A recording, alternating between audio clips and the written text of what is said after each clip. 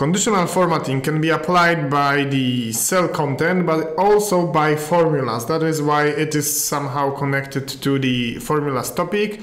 But we will start with the short introduction to conditional formatting and select the orders or highlight the orders that are above 10 pieces, so we can select the cells. This is one of the necessary steps at the beginning, and then the highlight cells greater than, and then we place 10 and we have it done.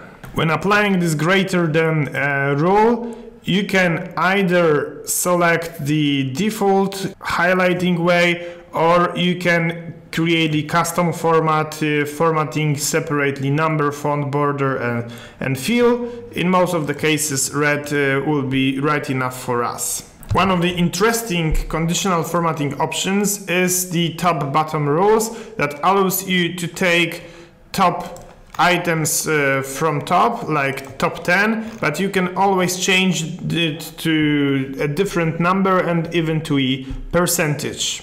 In the previous exercise, we saw already the duplicates that we can select by highlighting cells using duplicate values, and then all the duplicates will appear. One of the settings of the conditional formatting allows you to highlight also something above or below the average. So this is the scenario for the order size.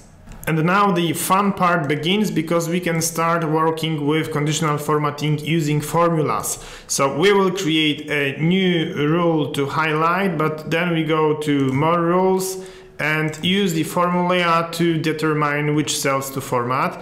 And then the general rule is that you imagine you are standing in the first cell, and then when you hit OK, the rule will be applied to all other cells. So in our cell, we need to check whether the result is greater than the target. But keep in mind that you cannot use dollars in here, even though they appear automatically. And then you apply some format, like for example, red fill.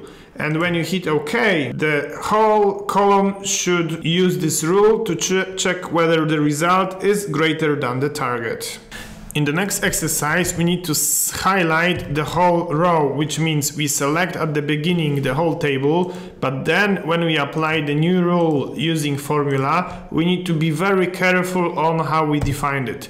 And we have in here two conditions, so we can check them by the end formula. The first is that the customer segment should be equal corporate. This was the first rule. And the second rule is that the quantity should be above 10. Both of the conditions need to be met on the same time, but to make this formula work for every cell in the row, we need to freeze just the column in here and set a particular format. Let's make it orange this time, and when we hit OK, you will see the whole rows highlighted. The next example is very similar, except for the fact that we have another condition to be met. So let's try to create formula, and this time once again the end formula. The segment needs to be corporate, the quantity needs to be over 10, and the order date needs to be after 2011. So the order date needs to be greater than the date that we can define within a formula 2011 12 31st. We close the date and we close the end formula and apply once again a kind of format. And the last thing, we block only columns in here, and when we hit OK, we should get the end result. In the last exercise of conditional formatting, we need to apply the conditional formatting to the today's date, but also the memo note that we have below. So we start with the selection of cells and creating new rule.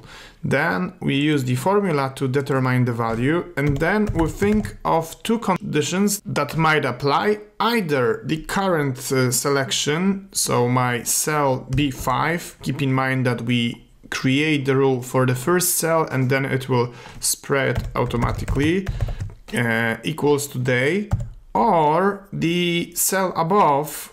So when I'm placed on the memo, the cell above might be today either.